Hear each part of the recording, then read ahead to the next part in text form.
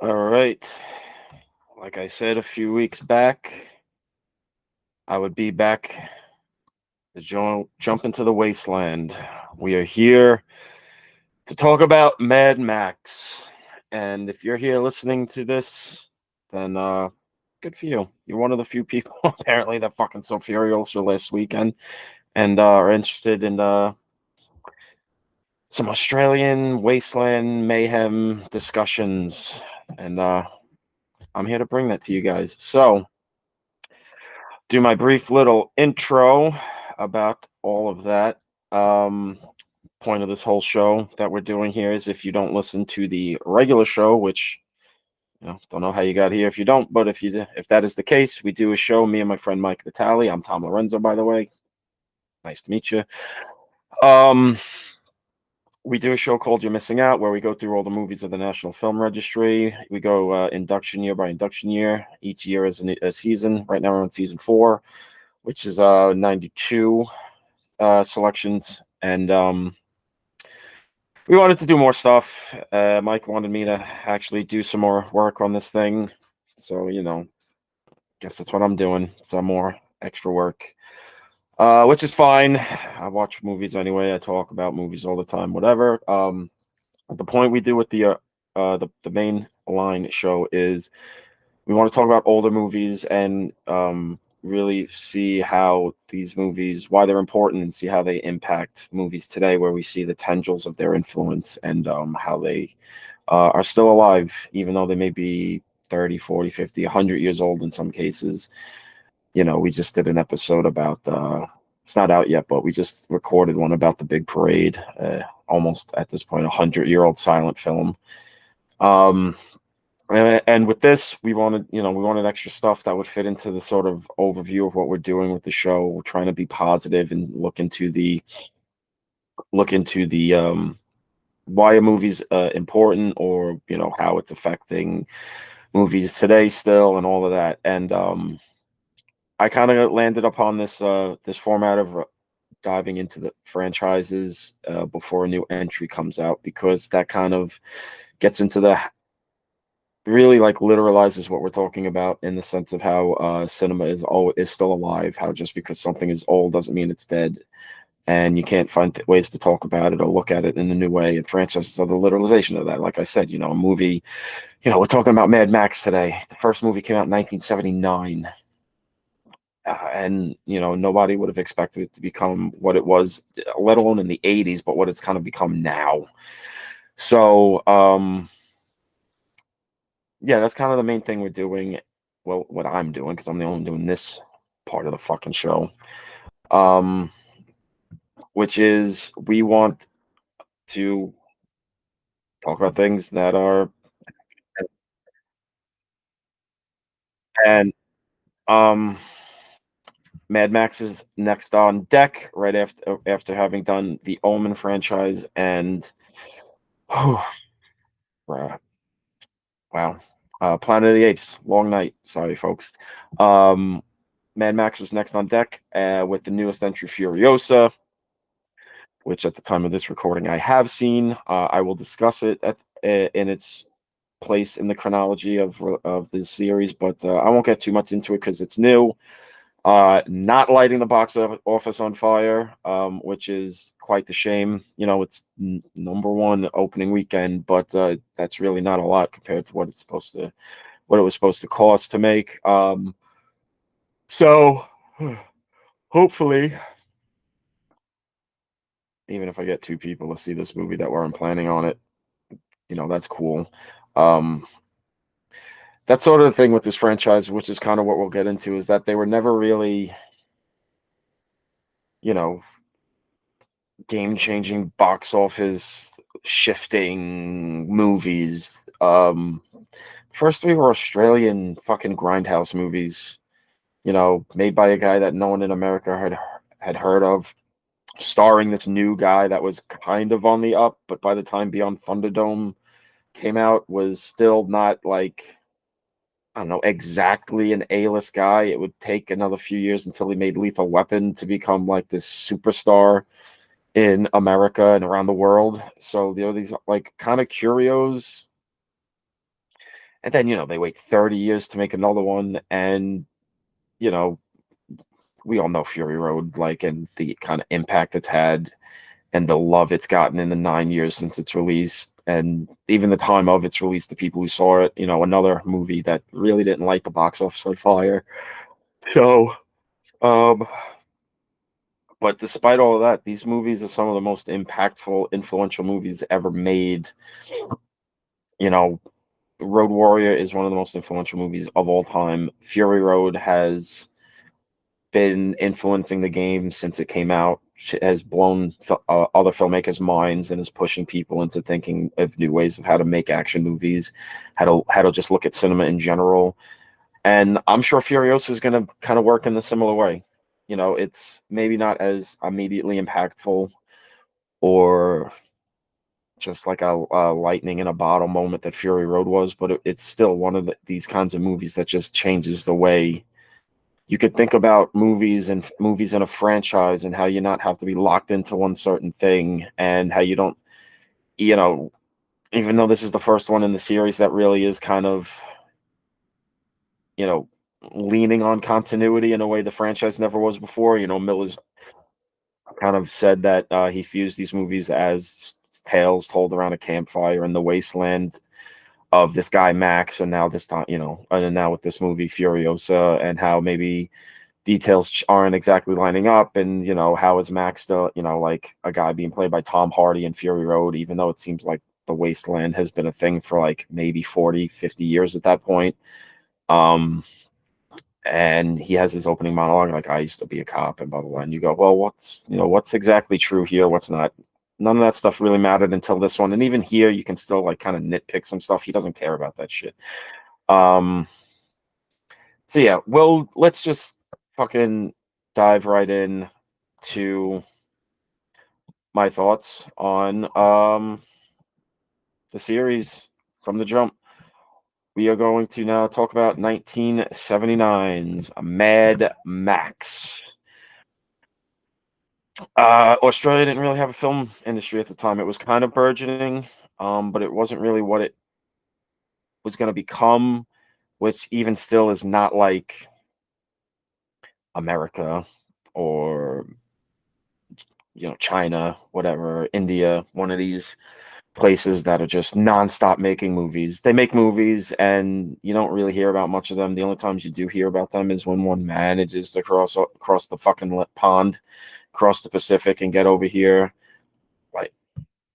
like a Mad Max. Like recently, the Babadook, came from that region of the world. We don't really hear about stuff, so it.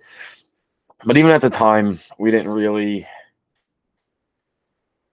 it did good. Like, I'm not going to say it was anything like it was a bomb or anything, but this was definitely a grindhouse movie. This was a B movie that played on 42nd Street and fucking Times Square, or it played the drive-in circuit down south and everything like that. You know, okay, well, that's not accurate. There's no way that's accurate. Wikipedia, go fuck yourself. There's no way this movie, the original Mad Max, made $100 million. No fucking way. Like, come on. Yeah, I don't believe that at all. I mean, maybe, but I mean, okay, sure. I think they were finagling the numbers there a little bit, but you know, uh, George Miller's first movie. This was a man. He's actually Dr. George Miller.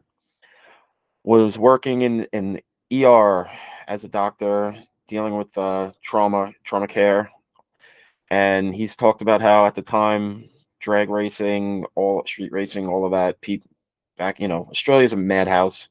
So all these fucking Australians were doing their crazy car stuff and getting into car accidents, and he had to deal with a lot of that stuff. And something in him was just he didn't want to be the doctor anymore. He had these dreams of being a movie maker, and it just kind of came from like, well, I've got this experience of seeing the actual impact of car accidents.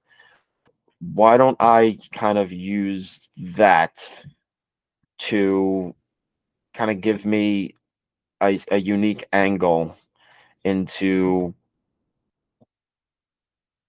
a new angle into the car chase thing. Like, I'll still make them thrilling and exciting, but I'll make them thrilling and exciting in a visceral way. And when they crash, it's going to be hard and harsh, like car accidents really are. He may not be showing you mangled up, blown to bits, body parts or whatever, like, in fucking what we see in like Ferrari last year. But car accidents, when a car crashes in a Mad Max movie, they fucking crash and they get torn to bits, and people don't survive, even if it's not like a gruesome fucking event.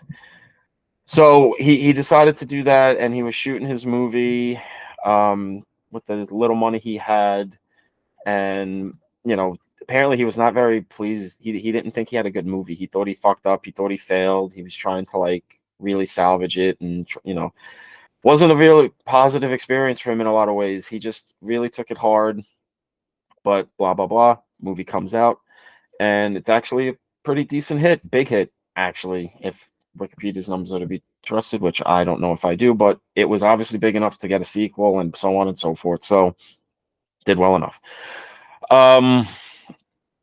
Now, as a movie, I'm probably going to be on the controversial side here and say that this is the weakest of the franchise.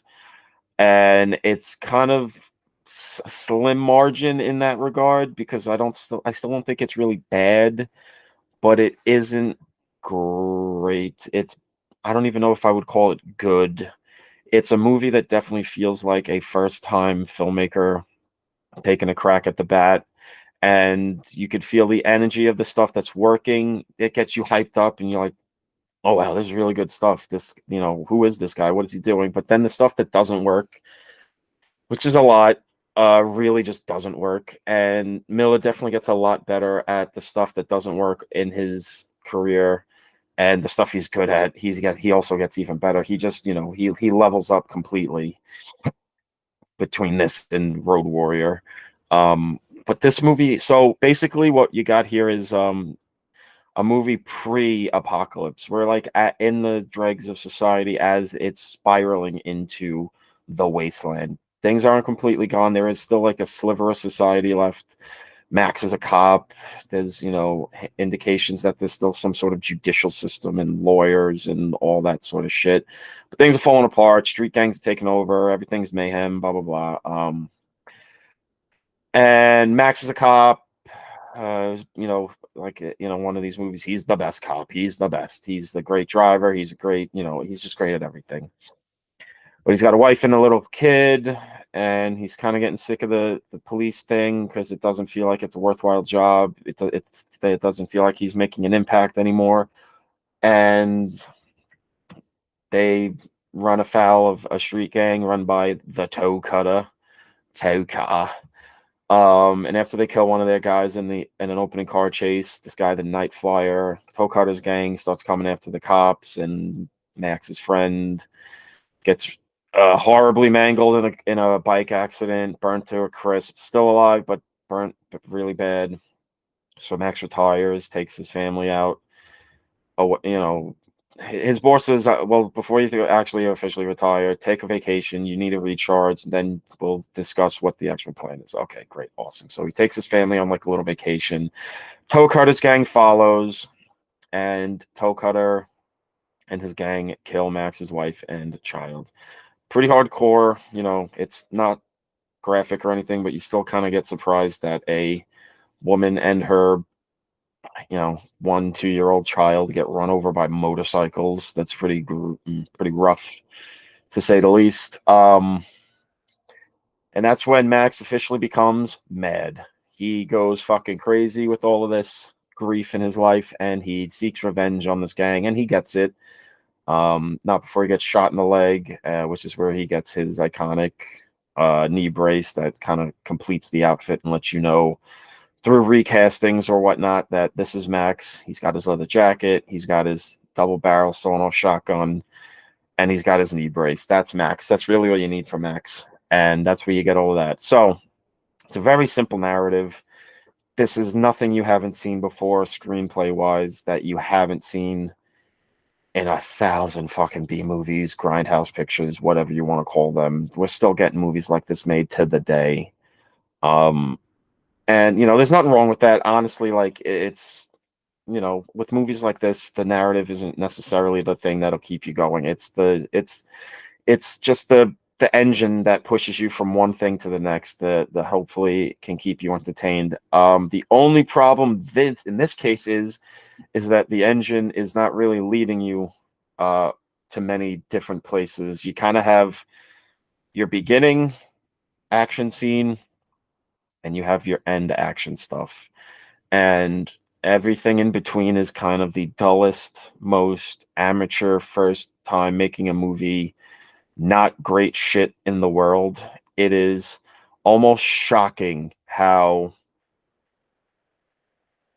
you would think that the action stuff might be the thing that is hardest for a first time director to get down. Don't have many resources. Like, how many times can you crash a car? You maybe have one time to do it, blah, blah, blah. But the car stuff is great in this movie. You see where this has kind of always been in his blood, apparently, like why he keeps being able to one up himself in this regard. But oh boy, all the people, the persons, the human character shit is just not good.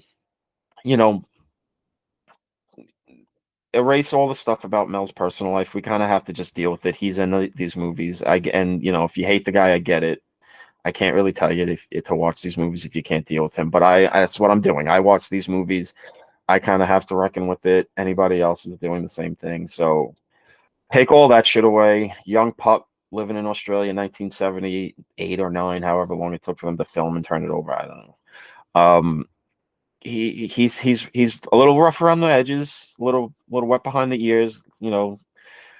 He's not as good as he becomes as an actor, but there is still that thing. He has that thing. You could see why Miller picked him in the audition process. I can't, whether it's a true story or not, that Mel was dropping his friend off to an audition, and that the night before, Mel got into a bar fight, and he didn't go home, and he didn't change, so he was still like bloody and dirty and in his dirty ass clothes. And George Miller was like, "Wait, nope, I want to talk to this guy. I think this is our Max." Whether it's apocryphal or not, I don't know. It sounds great. Um, but he's got that thing. Um, and he helps whenever he's on screen to make some of the non-car chase stuff more palatable than it would be otherwise. But it's still not great because the family stuff is just so thinly sketched out and so not interesting. It really is just, well, we've seen this before. You can feel it, like we kind of just have to get through this to get to the end where everything goes crazy. Um, Toe Cutter and his gang is just kind of like, all right, whatever. It's like it's this thing in the 70s and early 80s of the street gangs and their colorful outfits and they're crazy, man. And Toe Cutter saying these weird, like, acid dripped fucking like philosophical nonsense things, and you go, "Ooh, he's like a hippy dippy flower child, but he's evil." Oh, okay, great, whatever. Like, none of this really fucking matters. It's just executed so perfunctory, and it really makes it hard to get through the movie, if I'm gonna be honest. The movie opens up so great with that car chase with the Night Rider. Um, that you start the movie and you go, ooh, what do I got here? What's this? Imagine being in the theaters in like 79, 80, whatever, and being like, oh, people, this is something interesting. This is new. This Australian boy has changed the game with the cars and stuff. I like this. But then the car chase stops and you have to trudge through like an hour of just nothing, just lifeless air. And it's a shame, but I feel like a lot of movies that last forever are like this, especially if they're like good as they're still good as the franchise goes along. I always kind of go like, the first one, uh, okay, I could see the seeds and all that, but maybe not great. maybe not a one-to-one comparison in these cases, but like, the first Friday the 13th is always the one, is not the one I go back to most. It's like the one I watch the least because it's kind of just like kind of boring whenever you don't have a Savini effect going on. And there's not much. You forget how much there's not of the Savini stuff in that movie. Um, James Bond is a good comparison. You watch Doctor No and you kind of go, kind of boring compared to where this franchise is going to go, but okay, I guess it's fine. Yeah, I don't really love this movie. It's okay. Its impact is more its impact on cinema kind of gives it more juice than it otherwise would have, I think. Um,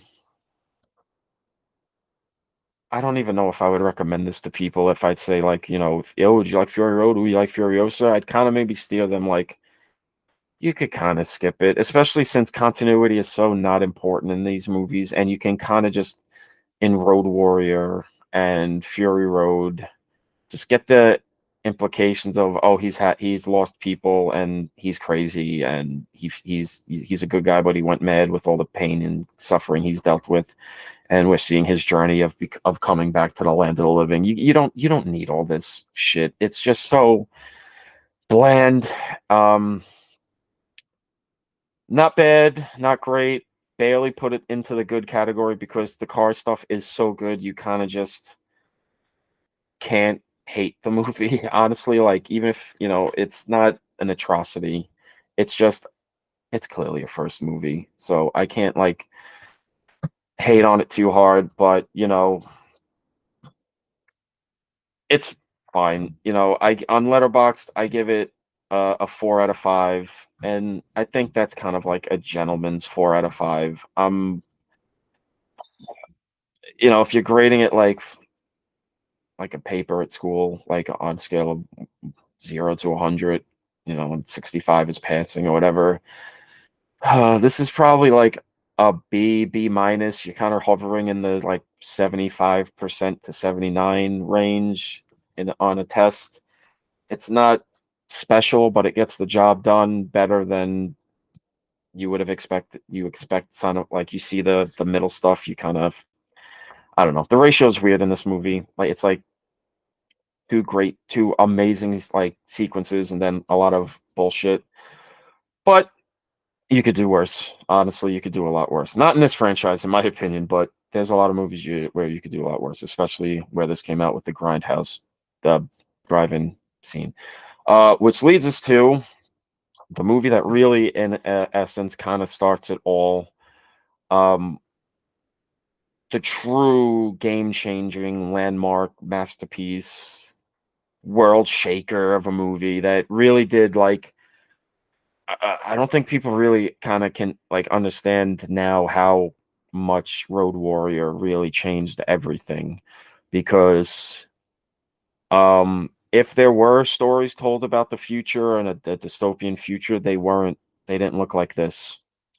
And now anything that comes out after it, that's a dystopian future, world's come to an end, world's gone mad, they all fucking steal from the Road Warrior, the visual aesthetics. I mean, shit, Fallout just came out on Amazon recently. Even ignoring the video games, which clearly, dealing with the Wasteland in a George Miller-esque visual way in a lot of ways. For the show to come out in the same year as Furiosa really does just put into, juxtaposes like how, even if Fallout's good, like, you're not the master. You're not George Miller. You're not, excuse me. You're not the guy that just kind of does this shit. Like, it almost feels like in his sleep, where you just go, how the fuck, like, how do you even, one, think of this stuff, and then two, actually get it done? Um, but it all starts here. Like, really, it all starts here. The Road Warrior is the movie, the blueprint. Again, gonna be controversial here. I don't know if it's controversial. I don't know. I feel like this is kind of like a thing that'll always be in the franchise with the fans, what's better or not. But I think this isn't the best movie in the franchise. Spoiler, I think Fury Road is the best movie in the franchise.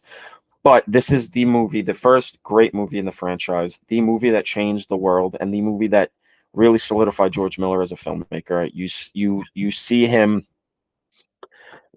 shed all of the extraneous bullshit of the first one, get better at the little in between moments, really learn.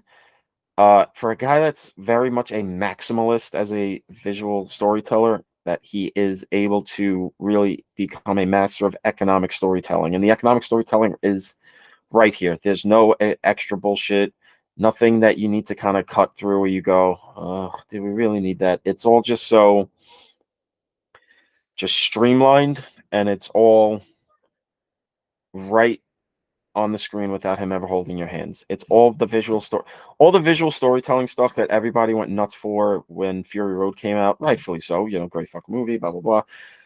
He was doing this here. Max barely talks in this. You've kind of got a very simple storyline with Max just scavenging for supplies, and he needs more gas for his interceptor, his iconic car. Comes upon this gas refinery with a little society surrounding it as they're being besieged by a gang of marauders.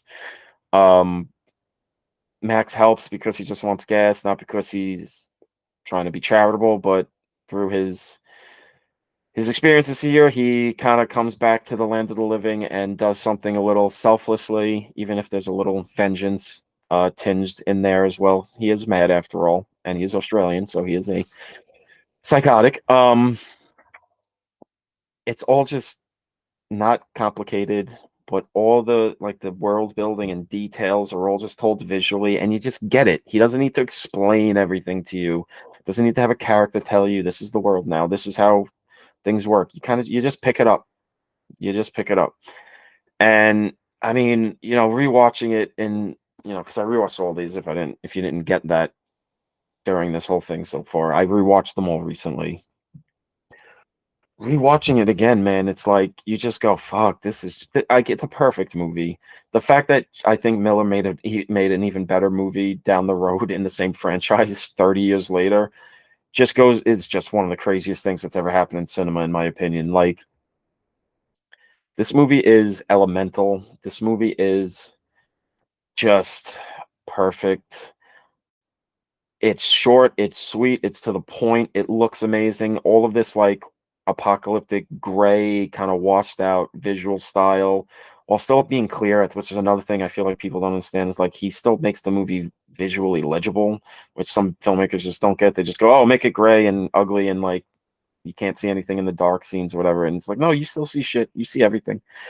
This whole thing of the world is falling apart and everything is kind of just made from the leftovers from what we had in society before everything fell apart. Everything feels handcrafted, all of that stuff.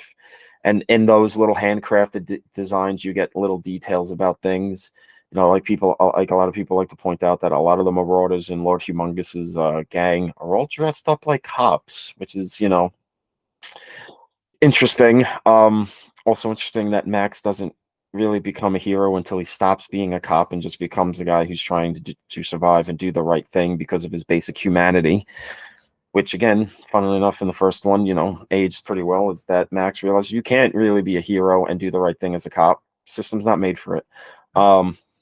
Interesting, right? Road Warrior is perfect.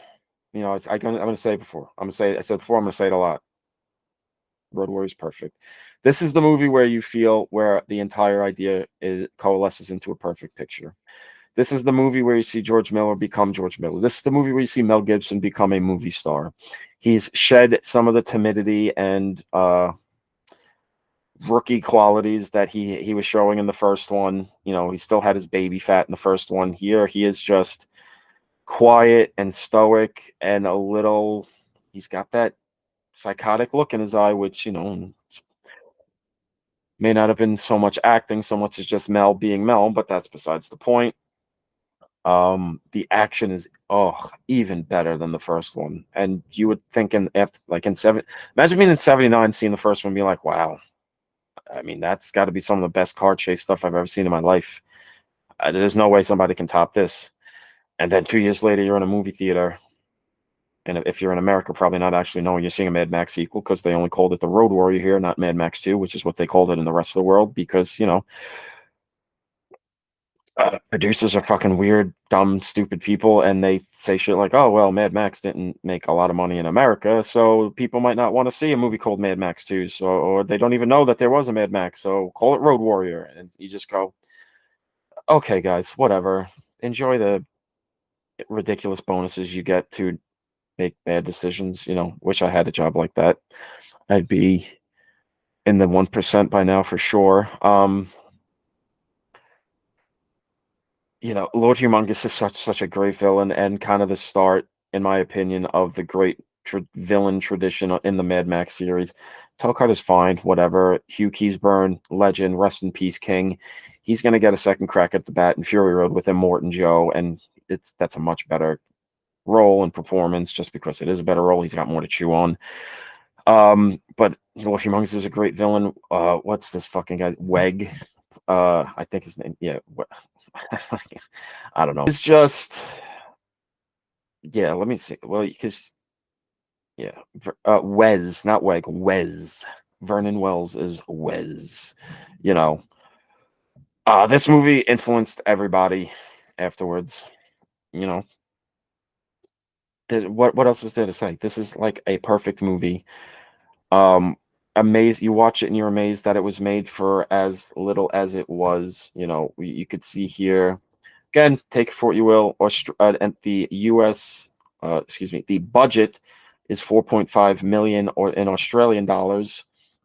Probably not too much difference when it transferred to American dollars, but you watch this and go, it's only made for $4.5 million. This movie looks a lot more expensive than it is.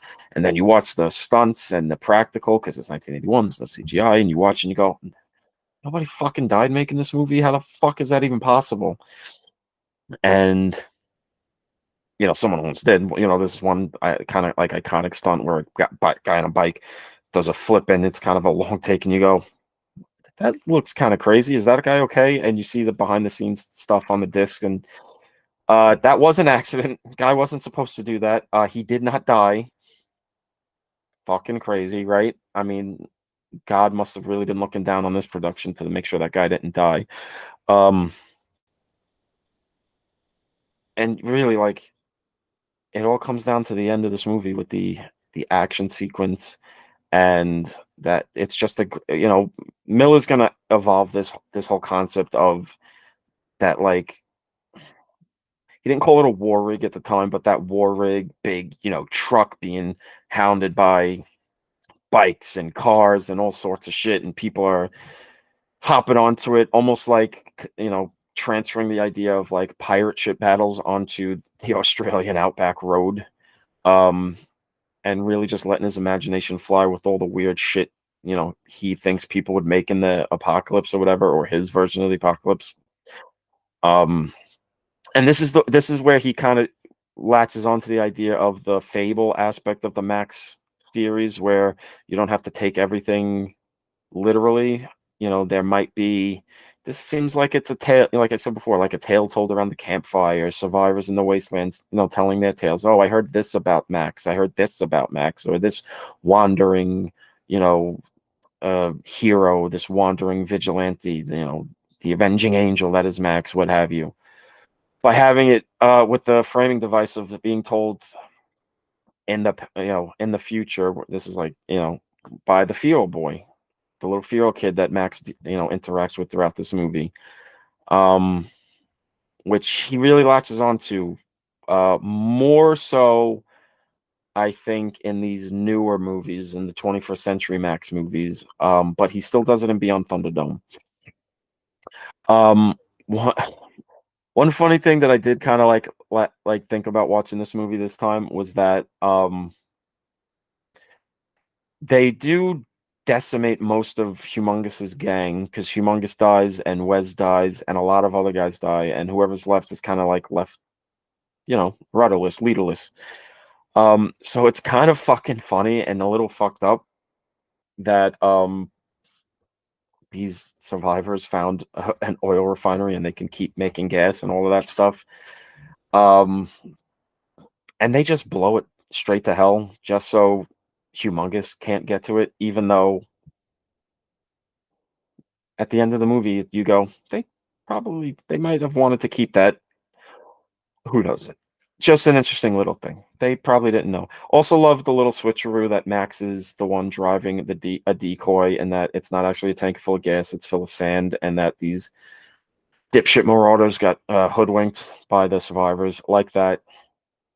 It's kind of the start of Miller's thing with this franchise of keeping hope alive in the midst of the darkest shit going on possible. You know, it's the Wasteland, trying to be like, you would think like, oh, there is no hope, which is again another thing these dystopian movies tend to, like our shows kind of lean on to, that misses the point of what Miller was doing, which is things are bad and they're always going to be bad, and there's a sense of cynicism and nihilism in those movies where there kind of isn't.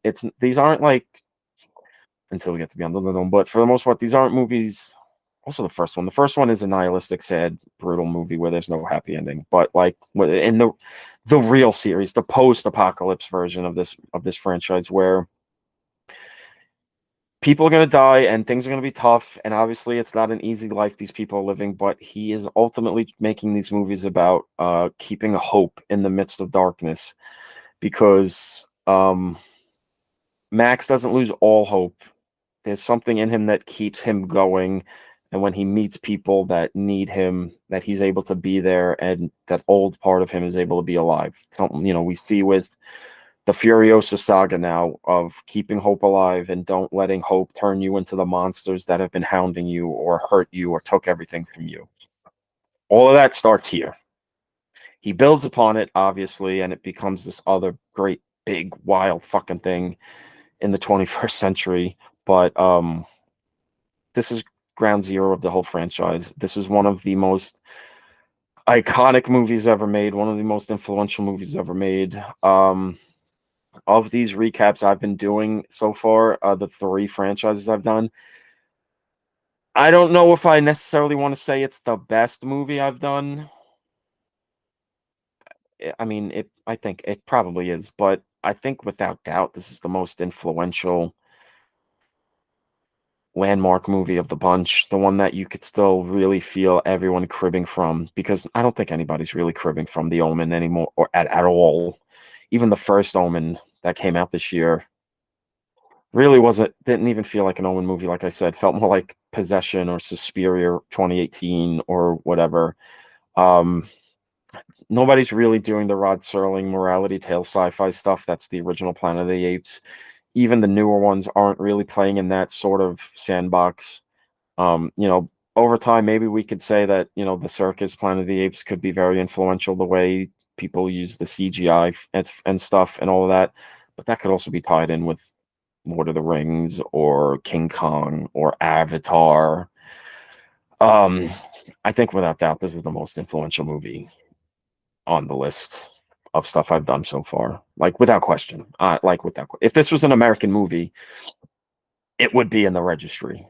Like without question. No fucking doubt about it.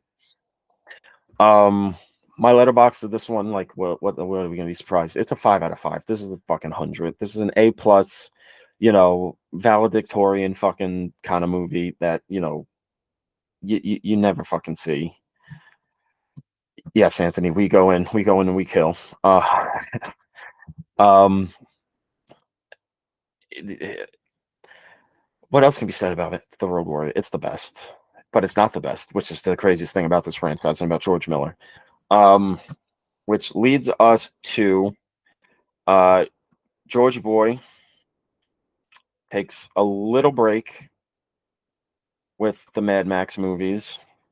Not too long, but he doesn't do it 2 years later, like the gap between Mad Max and Road Warrior. He does a segment for the Twilight Zone movie.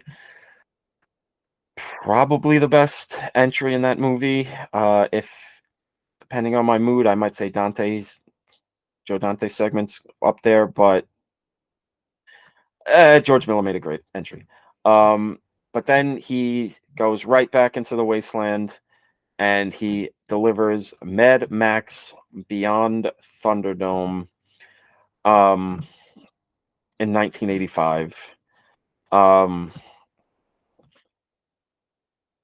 uh, this is better than the first one. I'm gonna put it out there. By a smidge, it's better than the first one, if only because it doesn't have the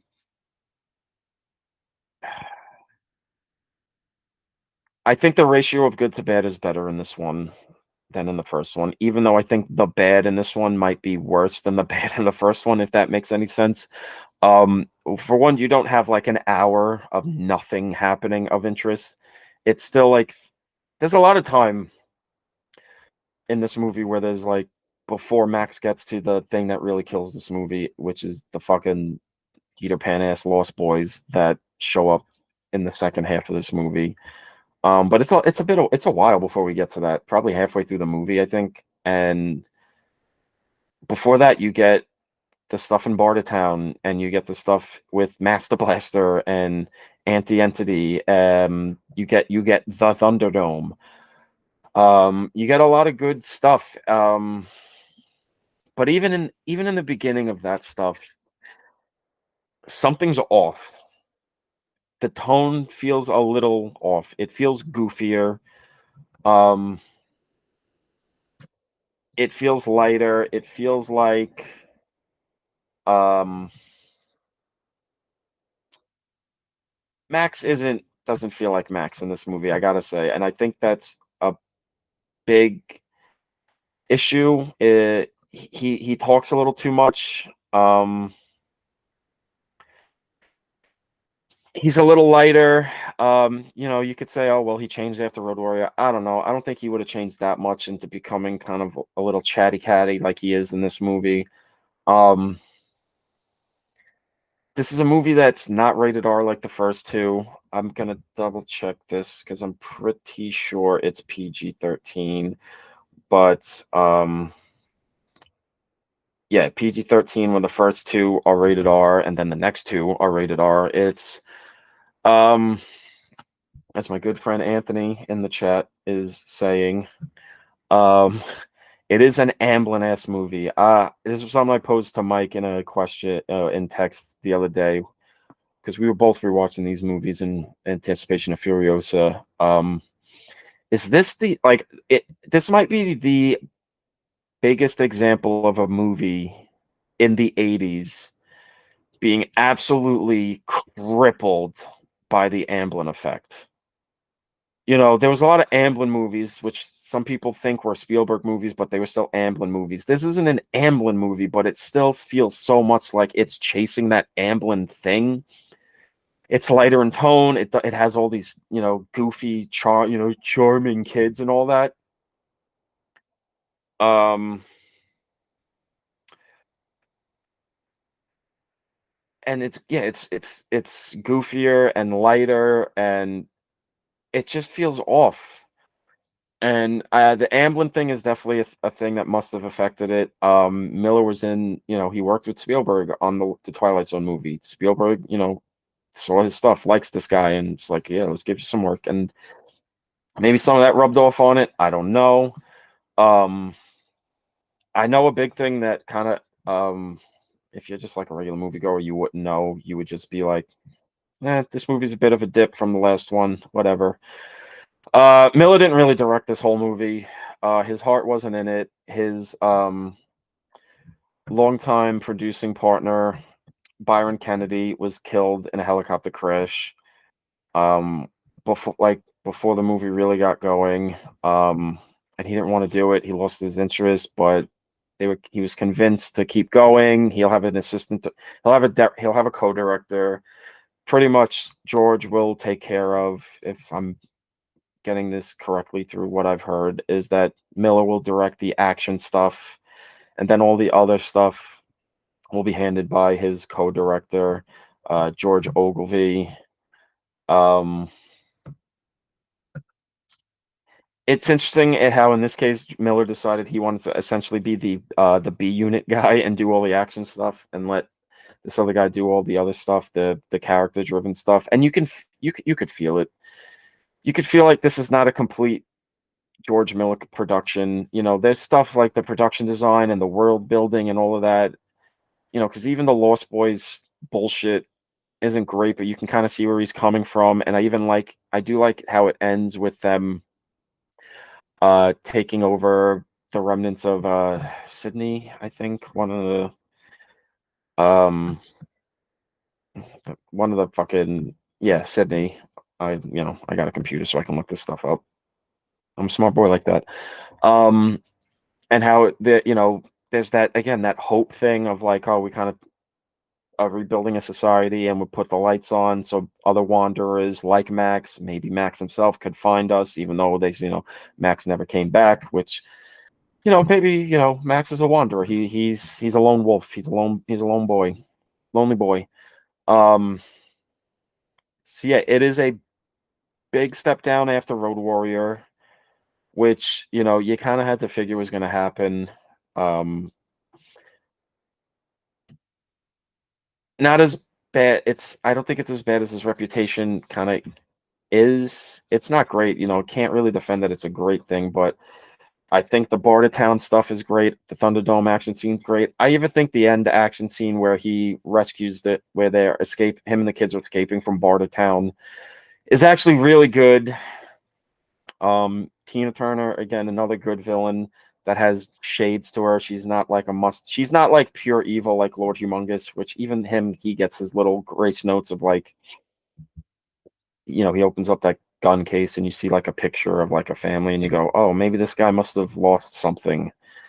And it destroyed him, which is kind of the overarching thing. People let their grief destroy them and turn them into monsters. And the Max may look like a feral animal, but he's not. He's not Lord Humongous. He's not Anti-Entity. He's not Immortan Joe. He's not Dementus. There's still something in him that won't let him become that, and we see that in Furiosa, her character and her movie as well. So yeah, not and the movie's a lot more. I guess I should just kind of give you a little brief synopsis of the movie. Maybe that'll help. I don't know. Max gets robbed by the guy who plays the child captain in Road Warrior, playing a different character this time, as is kind of the case with these movies. They just reuse actors and not and put them in different acting and have them play different characters. Gets robbed by him and his son. They go to Bartertown to sell his shit. He wants his stuff back. Anti-Entities, oh, do a job for us. Master Blaster kind of runs the gas creation little underworld underneath Bartertown, and he's getting a little too big for his britches. Get him into the Thunderdome and kill the big guy, and we'll leave the little guy alive that's living on his top of his shoulders, so he can run things, but he doesn't have his muscle anymore. Okay, Max does it. Fights in the Thunderdome. It's about to kill Blaster when his mask comes off, and he sees that he is a special needs gigantic boy. I mean, it's quite the moment. And he doesn't do it. Max won't kill him because he's clearly like a child mentally, which pisses off Anti-Entity. They kill him anyway, because they broke the rules of Thunderdome. So she has her in to just kill him without any repercussions. They send Max off to what do they call it? The Gulag, or what the fuck do they call it? Yeah, the Gulag. So basically, they just throw him into the wasteland with a mask on and a horse dragging him, and rescued by these kids who are survivors of a plane crash, however many years ago. And they think that there's still hope and that somebody's going to come back. Their parents are going to come back for them with the hope they were out looking for, and they have, which is again kind of plays into this. Is this actually how it happened? Or are the kids that are telling the story, putting a little salt on the story, and that there is a mural of Max in their little like safe house, and it's clearly and you go, wait, are we introducing like prophecies now? Or but that's not even like a whatever. It's just okay, one of those things where you go, okay, maybe the things aren't exactly adding up here. So kids might be telling tales out of school and saying, "Oh, he was prophesized to the kids that come after them and whatnot in their little society that they built." Um, but there's a split in the group of, oh, he's he's here to help us. He says, no, there's no more civilizations, blah, blah, blah. Some think that there is help, that there will be civilizations. They hear about Bartertown. Some of them go to Bartertown. Max decides to go save them because he's still a good guy and he doesn't want these kids to get killed by those fucking maniacs at Bartertown. Saves them. They escape, but they're being chased. And Max, sacrifices himself to let the kids escape on the plane with the gyrocopter, who's, whatever the fuck his name is, and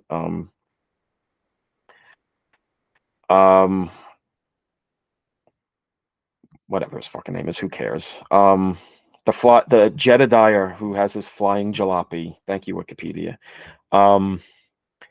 Gets in the plane, saves the little orphans. The bad thing about orphans is that they got no parents. That's why they're orphans. Thank you, Black Dynamite. Saves them. They blah blah blah. Auntie Entity lets Max survive because she's kind of impressed by him. And at the end of the day, it's just like, well, we'll figure it out.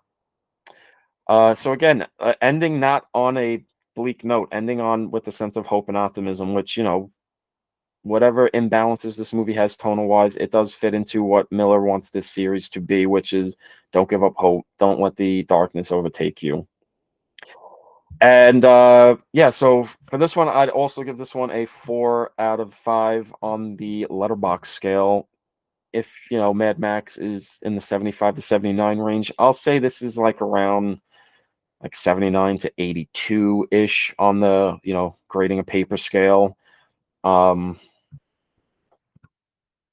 Not bad, not great, not bad. A little better than the original, if only because it doesn't feel so first movie rookie ass, like nothing's happening the way the first one does, and it does at least feel like a Mad Max movie, where the first one kind of doesn't. We know like the franchise is malleable, moldable, but franchise is a Wasteland series, and it's the only one that's not in the Wasteland. So good on you, Beyond Thunderdome, for at least being a Wasteland movie. Got to give you that. So for a long time, everyone thought that was it. Miller goes on to do other movies, Witches of Eastwick, Lorenzo's Oil, the Babe movies, Happy Feet.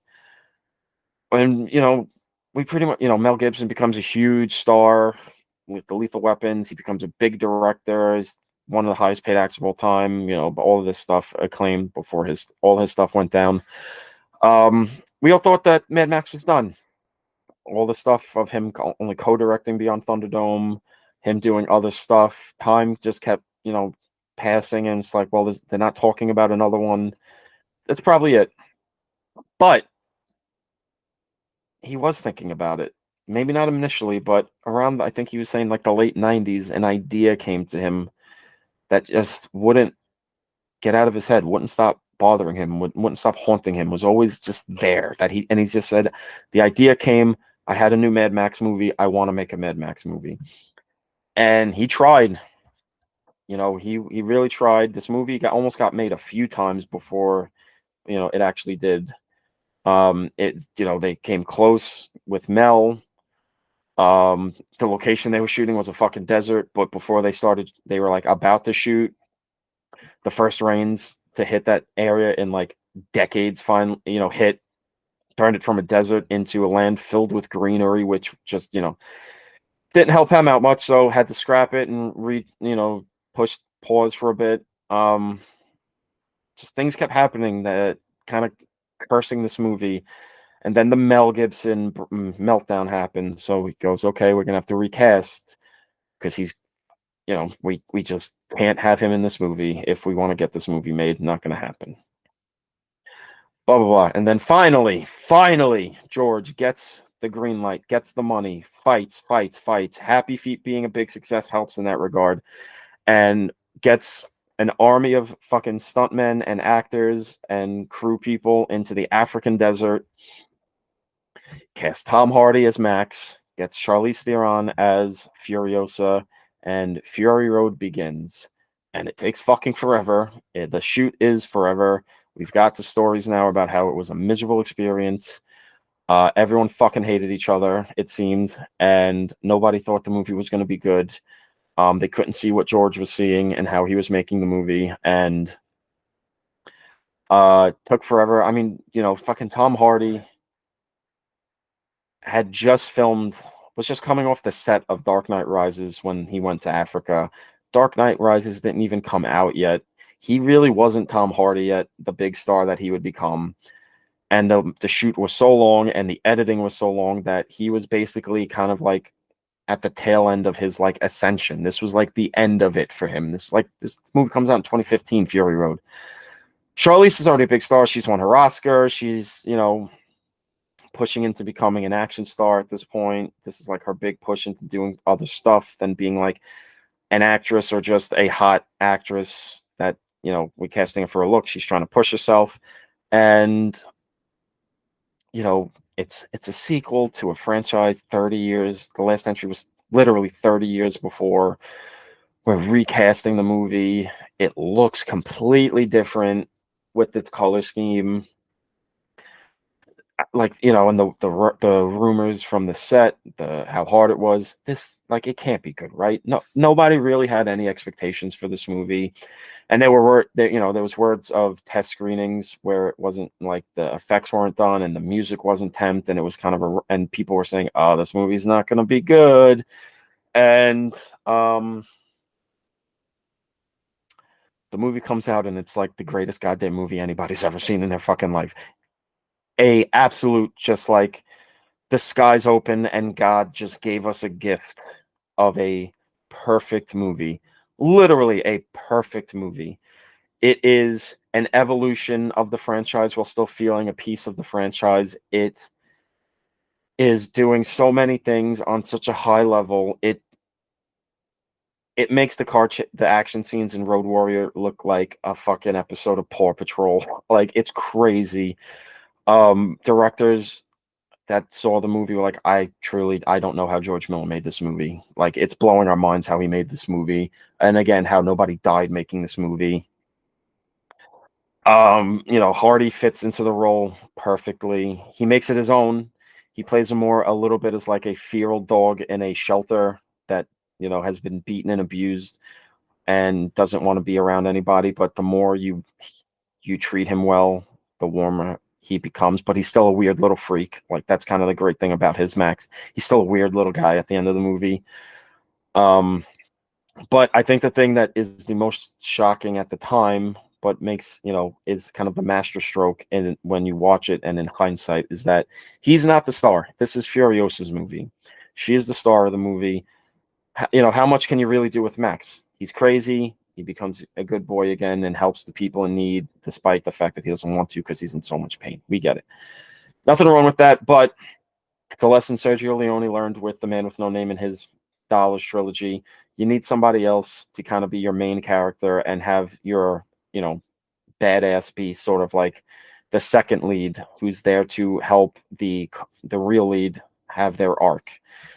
And Furiosa is one of the greatest characters of the 21st century. She is unbelievable. You absolutely get why Miller fell in love with this character and why he needed to make a prequel to her for her story.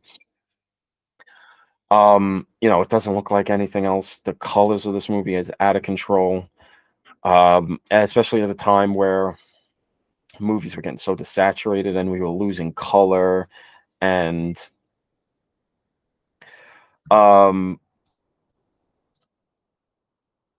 the editing, again, the way things at the time were that hyperkinetic born editing was still a thing kind of at the time. We were starting to lose it, but Mad Max helps really end that whole thing. It really was just like laying down the law. George Miller just being like, no, y'all need to put respect on my name. You thought I was just that kiddie movie guy because I've made 2 Babe movies and 2 Happy Feet movies, and that's it over the last 20 years? No. Fucking put some respect on that name. And oh boy, did he. And you want to talk about the economic storytelling of Road Warrior? He manages to, like, make such an expansive world building movie on such a scale that wasn't even possible in 1981 when he was making The Road Warrior. Big, colorful, wild movie, all these extras and the pyro and the stunts you couldn't even imagine back in the day, the pole cats, the doof warrior, all this shit. And it's still just, he's not explaining shit to you. There's no like sitting down and giving you exposition about everything. It's all told through the characters' actions. It's all told through their facial expressions. It's all told through the visuals. There's no, this is not a complicated narrative. Max gets captured by Morton Joe's crew of war boys, who are one of the greatest fucking henchmen dipshit fucking characters in all of cinema. They're fucking hilarious. They're even funnier in Furiosa. Love them. Gets captured, becomes a blood bag because he's a universal donor. Again, one of those little things that just makes George Miller so like smart, that in these mythological tales, that Max, your iconic hero, has, you know, universal blood. He is a universal donor. He is a hero for all. He's captured by them, becomes a blood bag for one of the war boys who's blood poisoning due to the nuclear fallout, and he's a half-life, as they call him, is seemingly starting to overtake him. But some fresh blood from Max, who is I forget the term they use it. He's a full life, so he's not blood poison. His blood should give him a little bit of extra juice.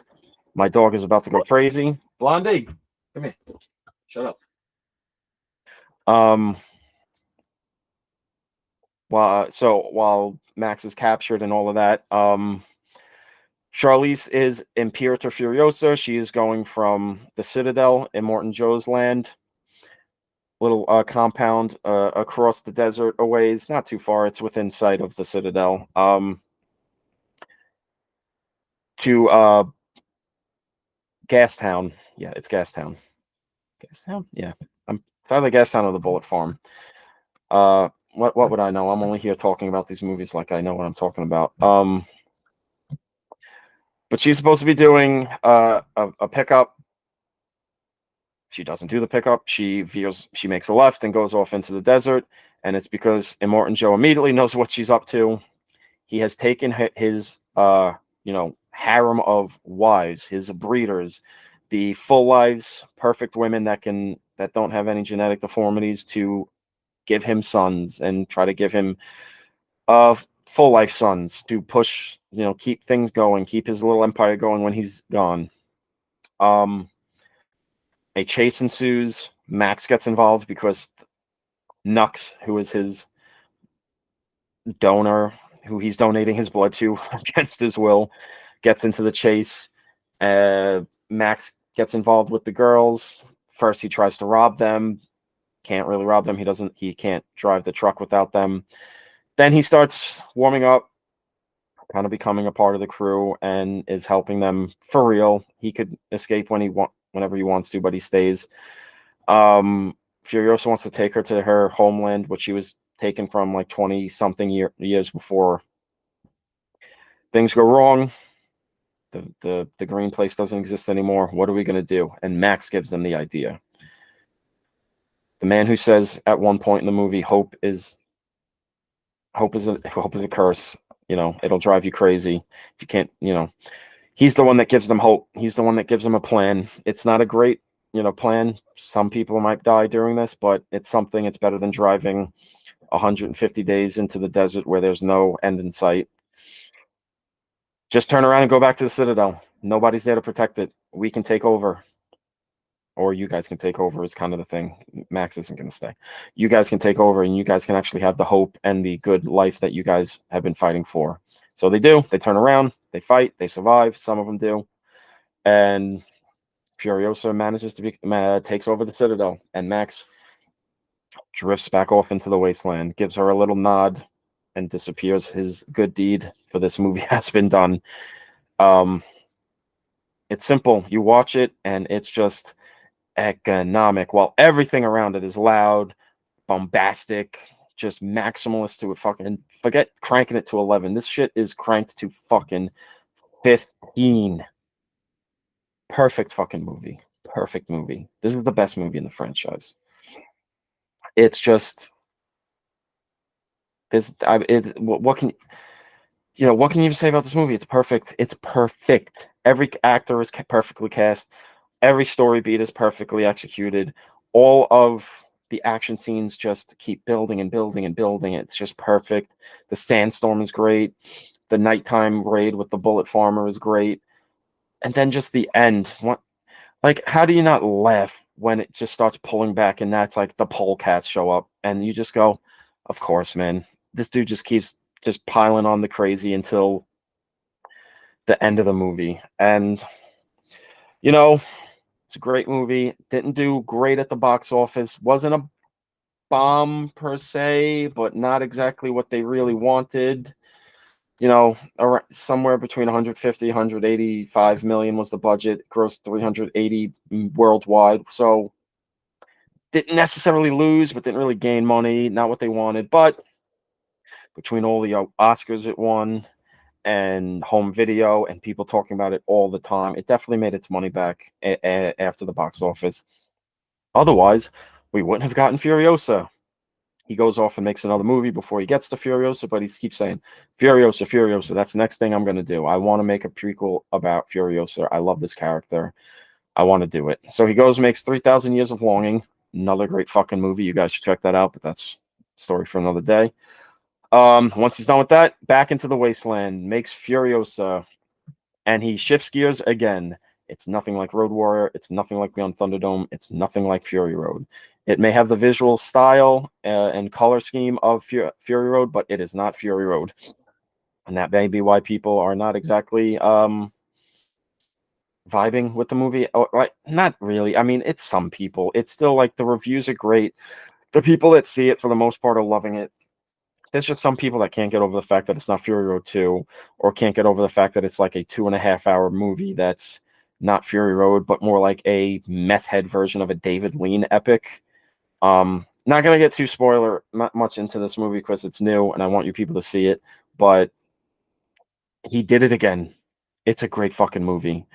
I won't go ahead and say perfect movie because that is relegated to Fury Road and Road Warrior. Also forgot to say, obviously Fury Road is a 5 out of 5 on Letterboxd for me. Perfect movie. It's the best movie in the franchise. One of the best movies of all time. It's not perfect, elementally perfect like those are, because those, not to say it's easier for those kinds of movies to be perfect, but they're so streamlined and so focused that there's not a lot of ways for it to have extraneous tangents and stuff that may not work. He's throwing a lot of shit at the wall in Furiosa. It's 2.5 hours. It's not an non-stop chase movie. It's structured in an almost like 5-act way. So there's like starts and stops and character moments and all of that stuff. But the action that's there is amazing. He's done it again. It's fucking insane that he can still do this shit and keep finding new ways to top himself. But what this movie really is that none of the other movies in this franchise really have is that it has a gigantic heart and beating gigantic heart full of emotion and rage and sadness, and it's more character than action this time out. You really get to feel for Furiosa and see her arc and see how she is who she is by the time Fury Road starts. And that's really kind of maybe the most miraculous thing about the movie, is that it makes Fury Road better by giving you all this context and sort of turning Fury Road into the third act of this story that has been going around for like 20-25 years, however much the actual time is and whatever. But by giving it this epic climax and giving Furiosa's arc in that movie even more heft, and seeing how she ends up where she does in Fury Road from where she began, it's quite the feat of storytelling and screenwriting and all that. Won't get into too much of everything that happens in the movie, but I'll just say it's great. Anya Taylor-Joy is a great fit for the Furiosa role. She really did her work with studying all of that, what Charlize did in Fury Road. I think Hemsworth is the fucking MVP of this movie, man. Dementis is fucking great. Morton Joe in Fury Road is a great villain. Dementis might be even better because of what he represents and how Hemsworth plays him. And the fact that he manages to, maybe make you rethink, like, maybe Morton Joe isn't as bad a leader as we think, since Dementis is kind of like a dipshit chaos agent. It's quite the feat. Like again, we don't give Miller kind of the credit we should for his storytelling on a screenplay and just like visual, just like the actual story he's telling. People seem to like latch onto the technical prowess and all of that, and his ability to tell stories in an almost silent movie director way. But like screenplay wise and just like pure archetype storytelling, like he knows what he's doing. Like this is a great script and a great story, and how thematically it all ties together, and how he's able to then tie all of that into Fury Road and build upon it is something to behold, man. I think this guy is an absolute. I think he kind of was fallen by the wayside and not given the proper respect he was given for a long time, like in the 90s and the 2000s, because Lorenzo's Oil really didn't do well. People like it, didn't do well. Um, he then he became the kids movie guy with Babe and Happy Feet, and people are like, oh, he's whatever. But I think this last three movies, Fury Road, 3,000 Years of Longing, and now Furiosa, has really just cemented his status as an icon, one of the greatest to ever do it.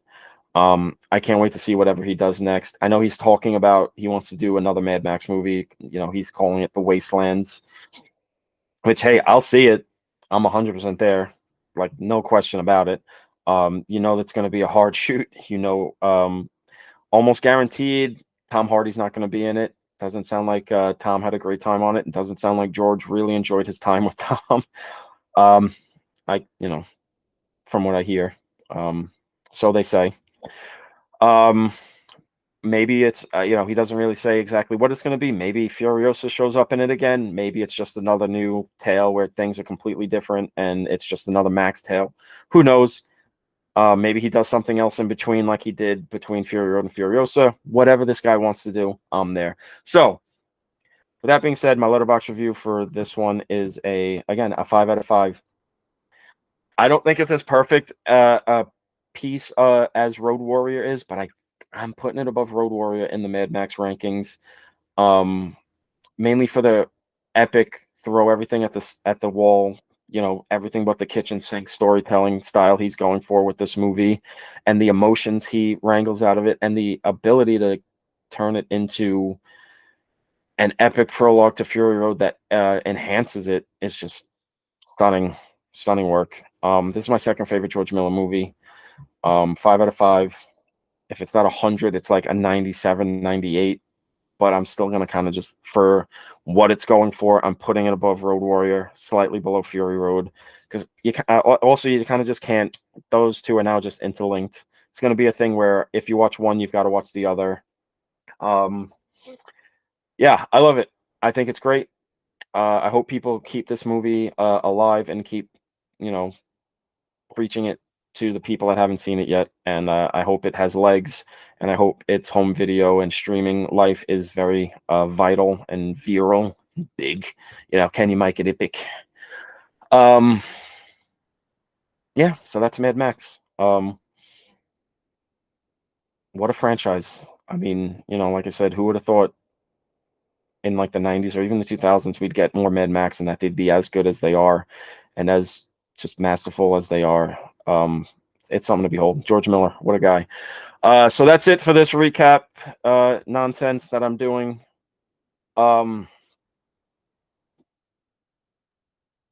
Ideally, within the next week or two, I'm going to do another one of these. It's going to be for Bad Boys, because Bad Boys 4 is coming out. And I love the Bad Boys movies. Even though they fucked up and they named the third one Bad Boys for Life when the title for the fourth one was right there, Bad Boys for Life. But what are you going to do? So I will see you guys then. If I remember, I'm going to remember. I'm going to do it. It's probably going to be after the movie. It'll be another one like this where I have seen Bad Boys 4. But that is the end of this one. Check us out on your local podcast apps of choice, or if you want to watch the newer season that we're doing with video, it's on YouTube. They're all on YouTube, but this season's got video now, so you could see our gorgeous faces of me rambling and making horrifically off-color jokes while making actually smart, insightful comments about the movie behind a giant wall of fucking movies. God damn this thing. So whatever. So I'll see you guys on this soon. continue listening to the show. We have new episodes dropping. I don't know when, but they're dropping. So see you guys. Bye.